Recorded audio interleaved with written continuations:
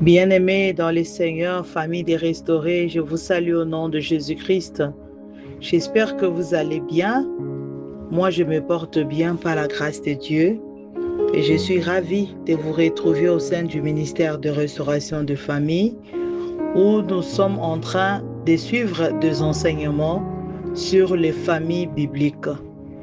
Pour ceux qui ne me connaissent pas, je suis la servante de Dieu, Carmélis Makaya. Dieu m'a confié un ministère de restauration de famille, mais je ne travaille pas seul. Il a placé à mes côtés ses servantes et ses serviteurs qui participent à cette œuvre avec dévouement. Dieu est celui qui restaure. Nous, ses servantes et ses serviteurs, ne sommes que des simples instruments entre ses mains. Bien-aimés dans le Seigneur, après avoir suivi ces enseignements, je te demande de les partager. Partage ces enseignements aux personnes que tu aimes. Il y a plein de familles malheureuses dans le monde. Il y a plein d'hommes qui souffrent en silence. Plein de femmes qui pleurent mais qui n'osent pas en parler. Plein d'enfants meurtris. Bien-aimés dans le Seigneur, partage-leur cette vidéo. Partage-leur ces enseignements, cette chaîne. Un partage peut sauver une vie.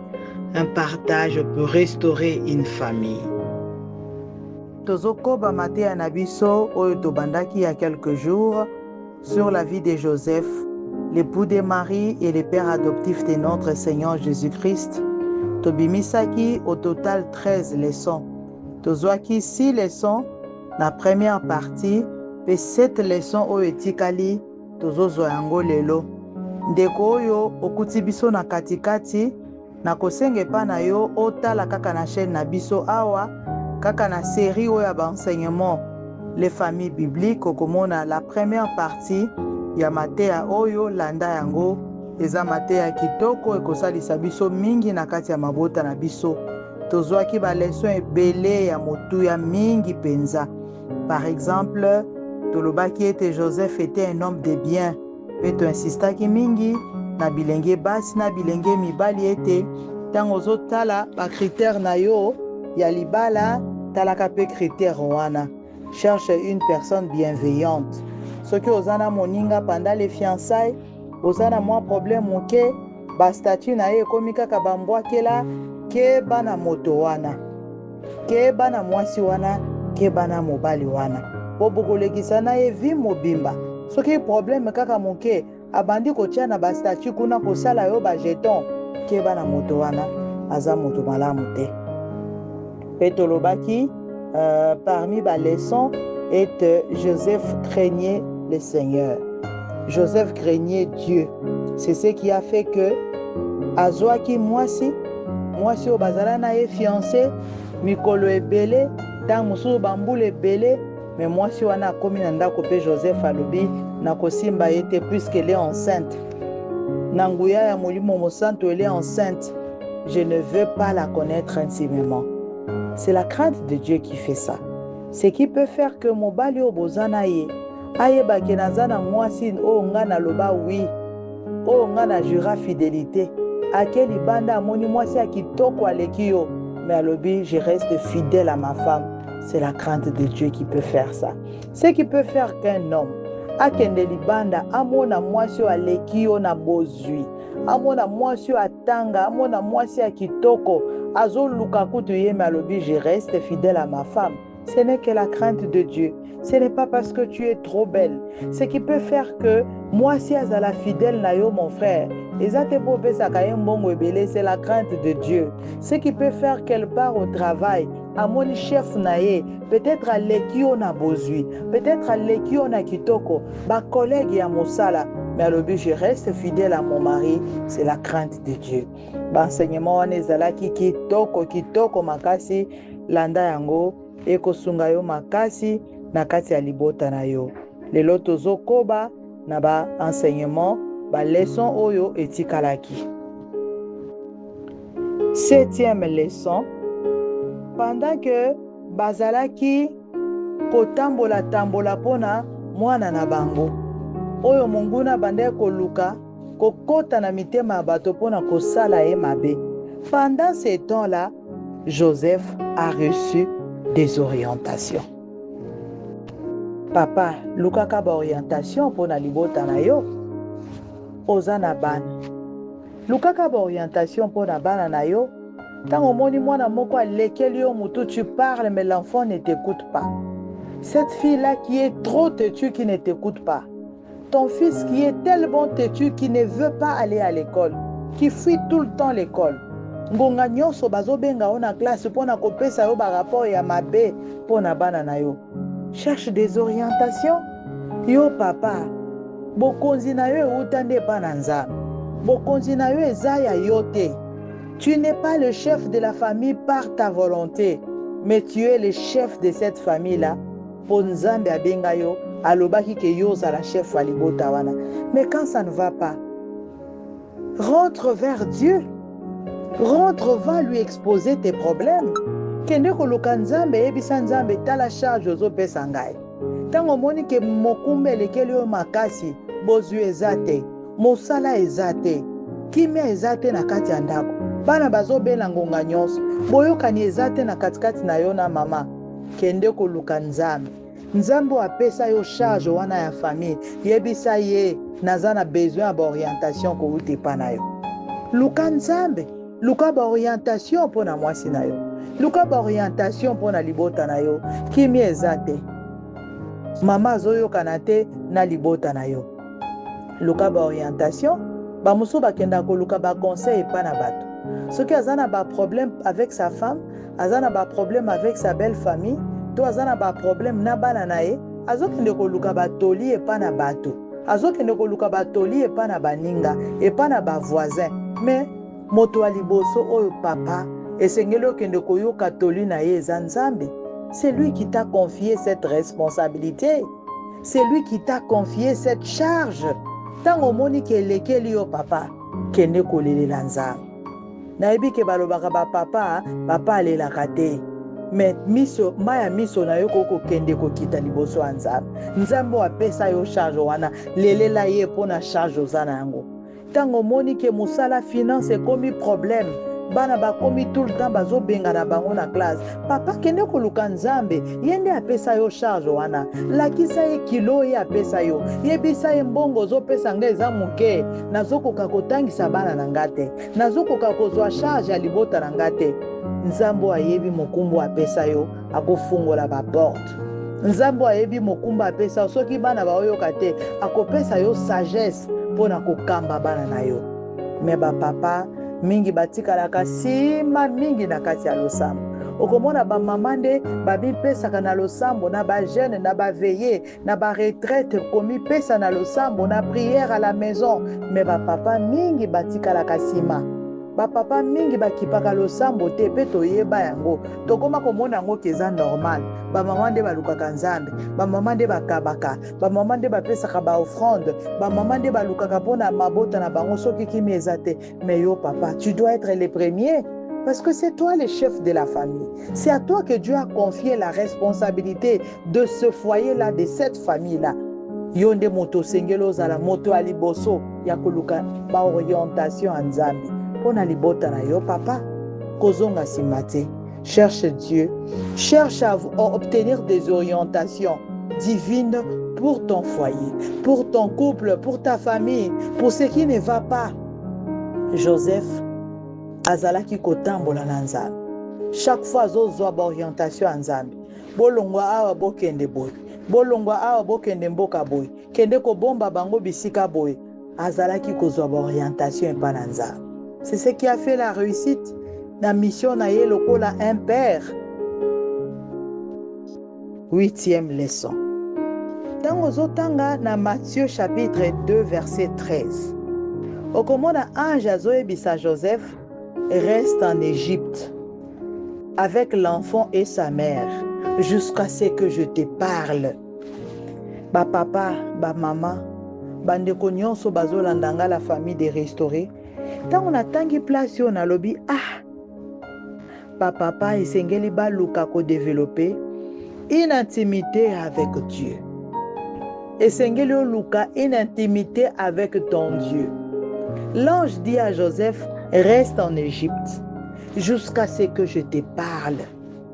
Boni papa o balukaka nzambe alobela bango. Baza mingi te, baza mingi te. Papa mingi bakipaka na bango tu makambo ya prière te. Oyoka so mama azosambela mama na bino kana ba prière na ye wana. Mama na bino na ba pasteur na ye wana. Mama na bino tolongola di mama na bino kaka na bakambo na ye wana ya kozwa bambongo kende kopesa ba pasteur.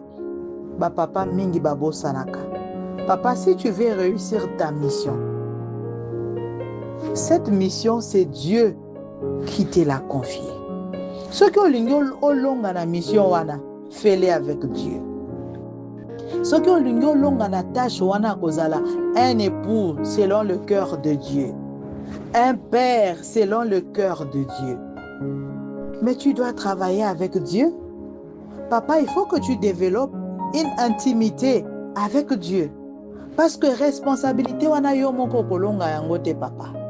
Kaka ndenge mokili ekomi lelo, kaka ndenge bana bakomi lelo na internet, yo ozopesa batoli, ye pe azozwa batoli na ye na internet. Kaka ndenge mokili ekomi lelo, yo ozopesa batoli na ndako, ye pe tango azokende na ekole kuna, azozwa pe ba conseil kuna na ekole, na ba coach na ye kuna na ekole. Okolonga tâche wana te, si tu ne travailles pas avec Dieu. Si tu ne travailles pas avec le Seigneur, tu ne réussiras pas. Okolisa bana bazala bien éduqué. Peba loba, que mwana oyo, il fait la fierté de ses parents. Elle fait la fierté de ses parents. Un remplaçant digne na mokili oyo. Ce que au travail na nzambe te papa, je veux te dire que okolonga te. Que Dieu te parle. Ba papa toluka nzambe. Ba mama tobondelaka pona ba papa, tobondela pona mibali na biso. Les enfants qui me suivent, priez pour vos pères. Tobondelaka pona ba papa na biso. Papa, c'est la source. Lorsque la source est bénie, bino bana bokozala béni. Soki papa yebi nzambe, bana ya papa wana bakokende liboso. Papa, un papa qui craint Dieu, un papa qui écoute Dieu, un papa qui développe une relation personnelle avec Dieu. Papa wana aza bénédiction pour son épouse.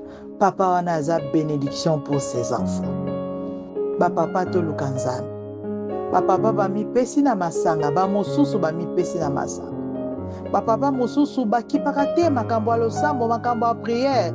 Soki akuti pasteur azo solola na bana, pasteur azo encadré bana, papa kosilika aye kosala nini awa, aye kosala nini. Je sais que baoyo pe ya mabe bazali, mais baoyo ya malamu bazali. Papa luka nzambe. Papa luka nzambe. Apprends à tes enfants à kotanga Bible.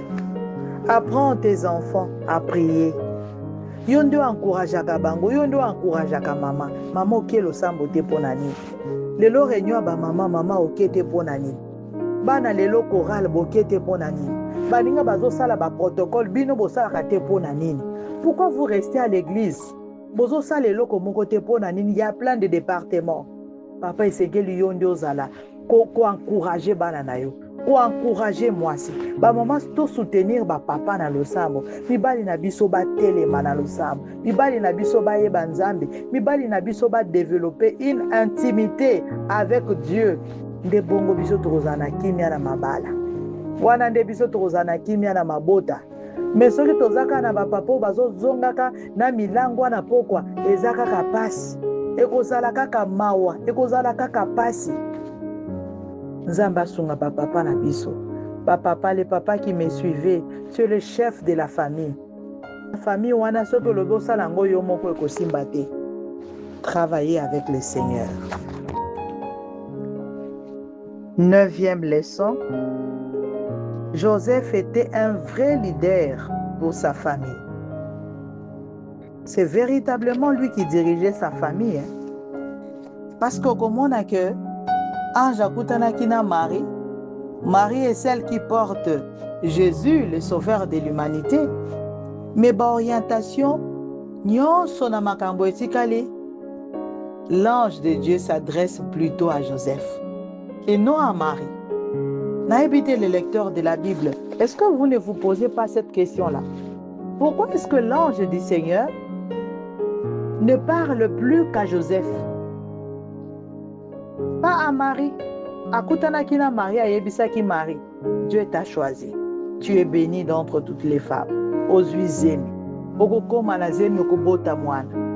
Mais après Nassima, toute la suite de l'histoire, tozomonaka ange akutani na Joseph. Ange ayebisi Joseph. Na moya ayebisi eboy. Na butu ayebisi eboy. Mais tozomona ange akeli suko kutana na Marie te. C'est-à-dire que papa, ta muso baye bakate que Dieu prend au sérieux charge à pesa bango. Papa muso baye bakate que Dieu prend au sérieux cette responsabilité qu'il t'a confiée. Et Joseph n'a pas déçu le Seigneur. Joseph était un vrai leader pour sa famille. C'est lui qui dirigeait véritablement sa maison. Ebele a papa lelo, papa mosusu lelo, bazwa charge nyonso alibota basundolela yango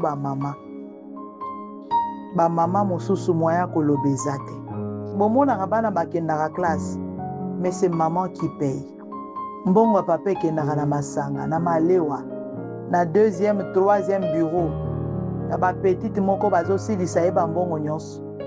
Bino bozomona ndako wana bafandaka, boyebaka te nzoka mama nde afutaka ndako wana. Papa mbongo na ye place ekendaka eyebanaka te. Ye soki azwi ya ye paye ekendaka kosilaka na baboîte de nuit. Mama nde azomema ngambo ya ndako. Bana baliaka chaque jour bomonaka bana baliaka. Boyaka pe na ndako wana bokutaka fufu. Balambi biloko loso balambi baolia. Nzoka nyonso ebimaka wana mama ka nde apesaka. Papa si akenda na ekala ayaka ka kolala. Makambo ya bana kutu ayebaka kutu ata te. Qui a réussi à l'école, qui a échoué, il a réussi dans quelle matière, il a des difficultés dans quelle matière, il a fait les devoirs ou pas. Papa kutu ayebaka na ete. L'enfant était parti à l'école, l'enfant a fui l'école, papa ayebaka te. Papa lelo, mosusu bakomi démissionnaire. Yango ndezo sala ke mabota na biso ezui déséquilibre. Parce que papa, c'est toi le chef de la famille. Et sache que Dieu prend au sérieux la responsabilité qu'il t'a confiée. Peut-être yo yebaka te, mais lelo nangina biso que Dieu prend au sérieux la responsabilité qu'il t'a confiée. Pona nini yo tikela mama charge ya ndako. Biso tozomona Joseph boite. Joseph, c'est un vrai leader pour sa famille. C'est lui qui prend les décisions. C'est lui qui dirige réellement sa famille. Papa ya yo salaire ekendaka wapi? Salaire na otomona kango te ekendaka wapi? Mbongo efutaka ndako ka mbongo ya mama. Mbongo elesaka ndako ka mbongo ya mama. Na ba commerce na yo wana ya mike akokangisa mike afuteli bana classe. Papa ya yo mbongo ekendaka wapi? Obosana mokumba nzamba pesa yo? Obosana ndako. A papa lelo, ba avantage ezalaka na musala mama ayebaka ngo te. Ya yebi kaka salaire wana oyo azwaka ya 100 000 francs, yango nde ayaka kopresente mama na bana. Akozwa 100 000 francs wana ya salaire, 200 000 francs wana akoya kopesa mama. Salaire na nga yango wana oma paye. Soki mama ameki mwa kolela papa, vi pe komi pasi. Na 200 000 francs oyo 100 000 francs na kosala nango ni, kasi salaire na nga yango wana.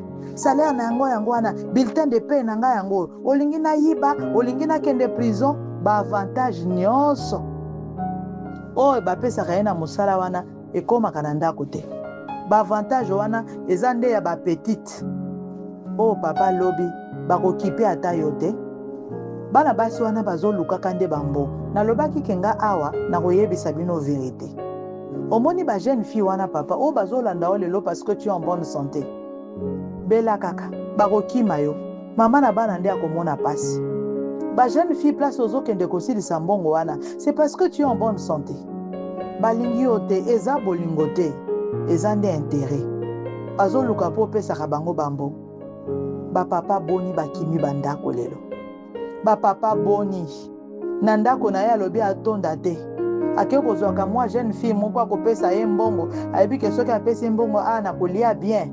mais mama na bana ata na tiki mbongo bana baleki tellement ebele na kolia na kotonda te bapapa boni akozonga o na kolia te biloko eza moke na kolia te pesa bana nzoka si aliaki na ye si atondaki na ye aliaki na ye pa na deuxième bureau troisième bureau na ye bapapa lelo bapapa mosusu bakomi badémissionnaire bana bakomi bakuluna parce que ndako soki ekomi kaka na éducation ya mama kende koluka mbongo mama ya koedike bana mama alandela classe mama alandela badevoir mama kende kosigner babulletin mama kende baréunion de parents mama kende kosala bondako wana ekomi na déséquilibre bana wana eza pasi babima nzela mama kolonga ye moko na bana boboti bana 6 bana 7 bana 4 mama kolonga ye moko na ndako wana ozwi mokumba nyonso otikeli ye éducation ya bana etali nde ye kolia etali nde ye nyonso etali nde ye kolata ya bana etali ye keti ebeba yo mama olukaka tala keti bongo mama akokoka mokumba wana nyonso ye moko bapapa tozwa au sérieux. Reprenons nos responsabilités les papas. Reprenez cette charge que Dieu vous a confiée. Soki elekeli yo mutu kende pa na nzambe lelela nzambe. Développe une intimité avec Dieu. Nzamba koyoka pe akopesa yo eyala. 10e leçon. Ce qui otangi na Matthieu chapitre 2 verset 14. Balobi Joseph s'éleva, prit de nuit le petit enfant et sa mère. Prit de nuit le petit enfant et sa mère. Papa, quelle place accordes-tu à ta femme? Papa mosusu, ce qui moi c'est assez aboteli bana ekoki. Mama azali sous na place te. Bolingo nyonso ekomi ya bana. Mama wana azali sous na place te. Siko bato baza important na vie na ye. Ezande bana wana. Mama azali sous importante te. Asi aboteli déjà bana ekoki. Akobeta, akipaka te, akopesa ye mbongo te, akosombela ye eloko te. Bana nde bakomi important et créer des équilibres. Papa nalingi nayebisa yo boye. Soki mwasi na aza mal à l'aise, bana no bakozwa na éducation ya malamu te. Parce que vous aurez à la maison une femme qui est frustrée. Soki olingi bana wana mama aboteli yo, bazwa éducation kitoko. Bakola malamu tia mama na bango à l'aise. Eza secret na pesi yo papa. Soko lingi bana na o bakola bien base éducation kitoko tia mama na bango à l'aise. Et vous savez d'ailleurs, nos enfants nous prennent pour des modèles. Tango bazo mona manière oyo zo traiter mama na bango. Tango bango bakobala bako traiter basi na bango kaka bongo. Et puis bana oya basi bakozane sengo ya kobala. Il y a des filles qui détestent le mariage à cause du comportement de leur père. Parce que la fille pense que tous les hommes sont comme mon père. Kaka ndenge abande komona papa azo maltraiter mama na ye, azo finga mama na ye. Bango baza wana bakoli me azo beta mama na bango. Bana nde bazo kende kokabola bitumba ya papa na mama. Les filles qui grandissent na ba foyer à bongo balingaka libala te. So na kati na bango, elle déteste les hommes. Parce que kanisi ke mibali nyonso baza lokola papa na ye. Oromona bino na église bozo kende ko chasser esprit de célibat, esprit de célibat, esprit de célibat wana ekota ingonga bande kokola. Parce que azotala lobi libala ezala ande boye. Donc ngape na kende libala kaka ndenge mama na ngalela ka ngape na bandolela ka bongo. Non, je me marie pas.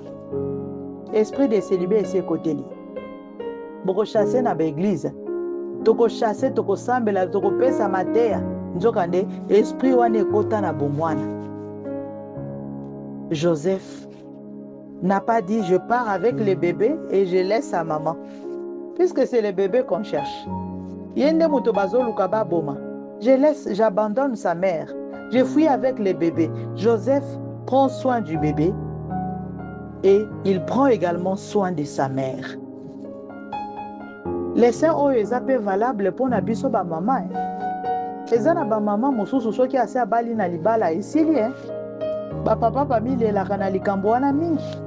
Nayokaka papa bamilelaka na likambo wana mingi. Bamusu bayebisanga mama, yo moto teyaka bamama, yebisaka mpe bamama soki baboti akokoma impoli. Amoni ke place na nga awa nasi nakangi moto akobotola nga place oyo aza te nasi naboti. Akipe lisu papa te. Papa kolala nzala ye. Papa kobima na bilamba asali te. Ye attention nyonso focalisé sur ses enfants. Attention bolingo nyonso ekekaka epa na bana. Abosani moto apesaki ye bana wana. Ba maman créons aussi de l'équilibre pour nos enfants. Mais tobosana te pe ba papa. Bango pe bazana besoin ya bolingo. Mwana na oya liboso nde ye wana. C'est lui ton fils aîné. Bolingo nyonso ekendeka na bao baye na nsima te. Bango bayaki bakutaki bino na bolingo na bino. Bakokende, bazokola bakokende. Bokotikala bino mibale. Ba maman déséquilibre ekota te. Famille de restaurer déséquilibre ekota te. Papa bolingo nyonso ekendeka epa na bana te obosa na mama. Pesa mama bolingo, pesa bana na o bolingo. Mama bolingo nyonso ekendeka epa na bana te. Pesa pe papa na yo bolingo. Il a besoin de ça. Azana besoin d'affection. Ezate lokola bobo ti bana kande bazana besoin d'affection. Papa aza na besoin d'affection na otete. Papa aza besoin na yo. Azana besoin de temps. Azana besoin de tendresse na yo. Azana besoin d'attention et affection na yo. Ezalaka te bana bazui babotoli esika nyonso. Ekope epesaka déséquilibre. Yango nde bipai e fidélité yaka kokota. Yango nde bipai oyo basi na mibali ya libanda bakomaka ko profiter. Tant on montre que cette femme ici est dans le mariage, mais elle se sent seule. Mobali alakisaka lisu bolingo te. Ba collègue babandi koya kolakisa bolingo. Madame, tu es bien habillée aujourd'hui. Hein? Madame, tu es belle. Hein? Madame, tu es bien coiffée. Alobi kuna papa nanda kwa apesaka nga maloba kitoko te. Malembe malembe. La foi vient de ce qu'on entend. Malembe malembe tango azoyoka malobana motema mama ebandi kokende. Papa, maman, garde l'équilibre. Ata bana baye déséquilibre ekotate. Bolingo ya papa na mama etikala kaka bongo po eza pe très important pour na bana. Ba monaka ke notre papa aime beaucoup notre maman. Maman aime beaucoup papa. Il se chérit, il s'aime beaucoup. C'est très important pour na équilibre na bango. 11e leçon. Joseph se bat pour la protection de sa famille. Histoire à Joseph Tangozo Tangayango. Tu vois comment il se bat pour sa famille. Matthieu. Tangana Matthieu chapitre 1. Comment Joseph se bat pour sa famille. À partir à 18, Tiokitina verset 25, tu vas voir comment Joseph se bat pour sa famille. Ah, ba papa lelo, combien se battent pour leur famille. Ba papa mosu lelo lokola tokomi na parité lelo, ba maman bazo sala, ba maman bazo débrouiller, ba maman bazo teka. Certains papas ne se battent plus pour leur famille. Ba papa ba komi kolala. Ba papa mosusu lelo ba céder responsabilité na bango epa na ba maman na chômage. Depuis 5 ans. Ce qui maman lobi na ok papa. Bima okende koluka mosala. Ah! Tala basi mosusu. Alingi kaka mbongo. Tana zaki na mbongo banda kolia. Tana zaki na mbongo famille na oba banda kolia. Pona nini? Po mama pesoka conseil ke papa oumeli na chômage.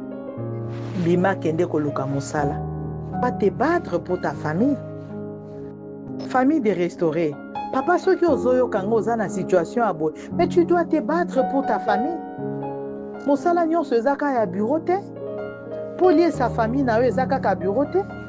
Po tangisa bana na yo ezaka ka okene na fauteuil ya bureau te na climatiseur na bureau. Misala eza ebele papa okoyo kosala. Misala eza ebele papa. Na niveau na nga na kosala mosala boite, me bana no bazolala nzala. Na niveau na nga na ko ndima mosala boite, me mwasi no azozanga liputa kolata. na niveau na ngai nakokondima te bagangela ngai na musala, je démissionne. Mais bino wana mama azongi na famille na ye, yo ke na famille na yo, bana bokaboli kaboli bango na kati ya famille, TV eke na ndako oyo, kiti eke na masina. Papa, toi-même tu trouves ça normal? Papa nanga ozomona yango eza normal. Bat-toi pour ta famille. Kiti ekei boye, lutu ekei boye, sani eke esika mosusu, bokaboli biloko papa, tu trouves ça normal? Soki pa mama apesi yo conseil ke papa, baninga bazoteka ata unité, baninga bazoteka ata mai, baninga bazoteka ata mafuta awa, baninga bazosala ata boye, bongo yo kokosala yango te? Kanga na sala ozomona bamamo bazoteka awa na gambela te, oleki bango na nini? Yo kokosala yango te? Papa, bats-toi pour ta famille. Un époux selon le cœur de Dieu. Un père selon le cœur de Dieu. Bats-toi pour ta famille. Papa, oza chef ya libota. Oza chef ya libota, c'est toi le chef de la famille. Bats-toi pour ta famille. Parfois même côté le maman et koko dépendre na yo. Tango mama zomona yo moko za ko se battre, maman fait à côté malobi ngape na telema. On va se battre à deux parce que nous sommes deux piliers qui doivent soutenir notre maison. Moi aussi je vais me lever puisque mon mari s'est levé, je veux me battre. Eza na ba muso batangisa bana na ba université basilisa ba classe. Na nguba, na mapa. Ba mama mususu asala kaka omelette. Omelette nde tangisa bana. Bats-toi pour ta famille. Maman, yo pe ozana mobalité. Bats-toi pour ta famille. Maman, yo pe omoni ke papa amizongi sisima. Bats-toi pour ta famille. Ba maman muso batangisa bana na université na kwanga. Alambaka kwanga. Asala na bureau te. Alambaka kwanga. Atekaka ballon. Afongolaka ballon wana nde tangisa bana na université, abimisi ba ingénieur, abimisi ba avocat, abimisi ba médecin, abimisi ba licencié. Na mapa te kaka, na kwanga te kaka, na makala te kaka. Bats-toi pour ta famille. Ba parents lokola Joseph, mais mwana na ya okedeka liboso. Un père qui se bat de la sorte. Les ans parents mosusu, azo préféra sombaka ba super wax, asombaka ba robe ba Turquie, asombi atondisi misapi na bag. Mais moi na ye atangaka na école moko ya coin wana, o bakendaka mutu na mutu akena na kit na ye. Na école à coin, depuis bakendeki banda tongo ti bakobima midi, bazui ata courte. Mais il y a zolataka bilamba ba Turquie, azolata ba super wax. Soko tali papa nande asapaka. Alata kitoko makasi. Mais moi na ye atanga ka école moko ya coin, bakendaka na kiti na tongo. Est-ce que, chers parents, est-ce que tozo doit vraiment au sérieux responsabilité o nzamba pesi biso?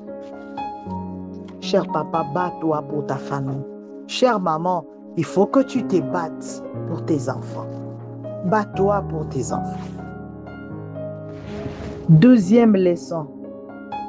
Namoni bato, bazotuna na Matthieu, chapitre 13, verset 55. N'est-ce pas le fils du charpentier? Tant bazotala Jésus, bazotuna babi, oh, mais celui-là qui fait des miracles, qui ressuscite les morts, qui purifie les lépreux. Celui-là où azo salaba miracle, n'est-ce pas le fils du charpentier? Elingi koloba ke Joseph abandai koboko la Jésus. O azalaki enfant biologique na ete. Tango abandai koboko la Jacques, Simon, Jude, ses propres enfants, il n'y avait aucune injustice. Ce qui a fait que les gens n'ont pas pu faire la différence entre Jésus et d'autres enfants qu'avait Joseph. Parce que différence est athée. Il n'y a pas d'injustice. Okomona teke oyonde Allié Mwandambo, oyo balie belé. Il n'y a aucune injustice, il n'y a aucune différence. Pour les gens autour d'eux, Jésus était le fils biologique de Joseph. Nabanda Konabiso, famille des restaurés. Au côté, tu vois la différence. Au moment clairement, il suffit de faire même 20 minutes seulement comme on a que maman oyo. Tel na tel baba na été. Au moment où oyo oyo ndi enfant chéri na ye. Oyo na oyo boy, faiza la baza bana mobali ou bien bana ya na ye ou bien bana basemeki mais baza bana na été. Tellement injustice eleki na kati ya bandako na biso. Tu vois la différence. Ata na biloko ya kolia ba mama. Na fufu ya pamba. O lambi ozokabola bana. Ozwi fufu munene otieleli mwana na yo. Ozwi fufu muke otie bana mobali to bana bandeko. Obozana bango na ndako. Samsoni o ya pamba poisson kaka. Biloko ya kolia ya pamba o olie lobi ozasu na besoin olia. Olia après 4 heures oyoki lisu nzala. Ozwi ya munene otieli bana o ya mike otieli bana mususu. Ozana bango na ndako. Dieu s'élève contre toute injustice des humains. Dieu combat l'injustice. Yango moni famille de restaurés na bandako na biso mapamboli ezate. Injustice eleki. Tant onkolo azotana na bandako na biso azomona injustice eleki tellement que mapamboli moye kita ezate. Mama, pour ya kokombola ndako ezalaka na bana baninga. Baoya yo bakombola ndako te. Baoya yo batorshonaka te. Baoya yo balambaka te. O balambaka bana baninga. O basokola basanika bana baninga. Bana ozobokola na ndako. Bana ya mobali. To bana oya ya bandeko. Bayaya baleki ozana bango na ndako. Biso ba africain tozaka na biso na bana ebele na ndako. Bango kande basalaka misala ba oya yo te. Oh non, il est malade. Elles se sont pas bien. Quelle injustice. Koyebite ke osala bana o moko mabe. Pe ozokimisa mapamboli na ndako na yo. Mama okie kosomba biloko oza na bana na ndako. Ba mama botika no na loba likambo. Oza na bana na ndako. Bana ngo bango nyonso baza bana na yo. Considère-les tous là comme tes enfants. C'est pas normal. Bana baza miki ozo frustré bango pona nini. Okoya na biloko, ozwi biloko opesi ba oyo, ba musu bazotala, baninga bazosepela. Toza na ba orphelin tozwa tobokola bango. Soko ozwi mwana, zoye totalement. Yo futa aka minerval. Moyen kolata ezate. Azo obligé kende kozwa kaka ba keti ya baninga osombelaka ba oya yo. Mais oya baninga osombela bango te. Mbongo ya transport po na yo ezalaka mbongo ya bana na yo. Bana na onde baza na droit ya kozwa mbongo ya transport ya kokende nango classe. Orphelin o bazaka na ndako na yo wana. Bango bazaka na droit ya transport te. Bango makolo na bango fo etambola. Po bakende ba kilometre bakende classe. Po na nini? Ata ba papa ezana ba papa mosusu fo mona ke bana oyo baza bana papa ote. Yeso ki akoti supermarché, akendeki ville, akendeki zando kosala mwa baasha na ye, akoya na babombo, biloko bakadoka ya bana na ye. Bana o musu baza na ndako na ye wana te, baza na droit na yango te. Pourquoi? Vous voyez comment nous chassons les bénédictions de nos maisons? Famille de restaurés, est-ce que vous voyez pourquoi Dieu ne nous bénit pas? Vous voyez pourquoi la sécheresse ezolandaka biso na ba activité na biso? Soko za na bana na ndako baza bana na yo. Biso ba africain tolobaka mwana zalaka ya moto moko na libumu. Soki mwana bimi akomi ya bato nyonso. Soki ozwa bango na ndako na mpo bokola bango bakomi ya yo. Occupe-toi de ces enfants comme s'ils étaient tes propres enfants. Bato ba mona différence te. Soki moto aye na ndako no ayeba te ke oyo aza mwana mama Kermelise, oyo aza mwana mama Kermelise te, différence ezala te. Bango nyonso baza bana. Tia bango na motema na yo ke bango nyonso baza bana. Nzamba kokitela o ba bénédiction. Mapamboli ekokita na kati ya ndako na yo. 13e leçon. C'est grâce à Jésus, son fils adoptif, que Joseph a reçu la grâce d'être célèbre. Bakomotuna. Mais celui-là qui fait des miracles, le fils de Joseph. Ah non, son père s'appelle Joseph. Ah, son père, c'est un charpentier. Batonion Sobaebi Joseph. Pas à cause de Jude, pas à cause de Simon, son fils biologique, mais à cause de Jésus, son fils adoptif. Baboti parfois tomi kosaka tokanisaka que ma pamboli koyaka na bana oya biso o toboti bango ya makila na biso. Dieu peut te bénir na bana oyo bokolaki. Bana oya yo boti bamemi yo poto te, me bana oyo bokolaki wana nde bamemi yo poto. Bana oya yo basombeli yo mituka te, me bana oyo bokolaki bango na ndako wana comme tes propres enfants. De bakoli balobi, cette femme-là nous a élevés comme ses propres enfants. Ces messieurs-là nous a élevés comme ses propres enfants. Nako sombela e motuka. Parfois pas na bana oyo boti nako sombela mama o lopango. Mama oyo na vieillesse na ye, papa oyo na vieillesse na ye, foye baki abokolaki bana salaki bolamu, akobuka bolamu ye alonaki. Parfois, bana oyo botie. N'avez-vous pas remarqué que bana oyo banyokolaka bango wana nde nzamba pambolaka makasi? N'avez-vous pas remarqué que na mabota na biso bana oyo bazalaka na une enfance très difficile? Oyo basubisa injustice. Bazo salela baninga, bazo sombela baninga, yazaka na chambre basombelaka ete, bapesaka ete. N'avez-vous pas remarqué que ce sont ces enfants-là que Dieu bénit? Était abisoté. Abiso moi balesonté. Et puis abiso moi matière de à réfléchir. Parce que Dieu est l'injustice. Dieu est l'injustice. Dieu combat l'injustice des hommes. Alingara injustice. Il corrige l'injustice. Ce qui obtient injustice, Dieu viendra te corriger. Je vais te dire aujourd'hui, chers parents, chers tuteurs, bana oyo oboti bango na libumu na yote. Yo zoboko la bana, papa bana oyo baza makila na yote. Parfois les gens vont te dire, ozoboko la, bana mbanda. Bakozonga pa papa na bango. Ozoboko la, tango bakokola, bakoyeba yote bakokende pa na mama na bango. Sala mosala na yo. Kolanda batoli wana ya mabete. Sala mosala na yo comme tuteur. Sala mosala na yo comme parent. Joseph Obisonyo Sotoye Kolakaye Lelo, Joseph connu dans le monde entier. De génération en génération, Joseph a élevé un fils qui n'était pas de son sang. Jésus azalaki mwana na été yamakila, mais a beaucoup la Jésus. Jésus ndi a commissaire célèbre. Tozana na église catholique, tozana ba paroisse Saint-Joseph. Joseph oyo commissaire célèbre ezalaki mwana na ye ya makila te, c'était son fils adoptif. Élève ses enfants comme s'ils étaient les tiens. Koyoka ba conseil à batote. Ata ba pesi otoli pona nino dépenser mingi boye, bana na yo te, famille ya papa na bango ezali, famille ya mama na bango ezali, moto bota bango azali okosala mosala ya punda. Dieu te récompensera. Nzamba kozongisela obolamu na oyo ozosala. Dieu lui-même te récompensera.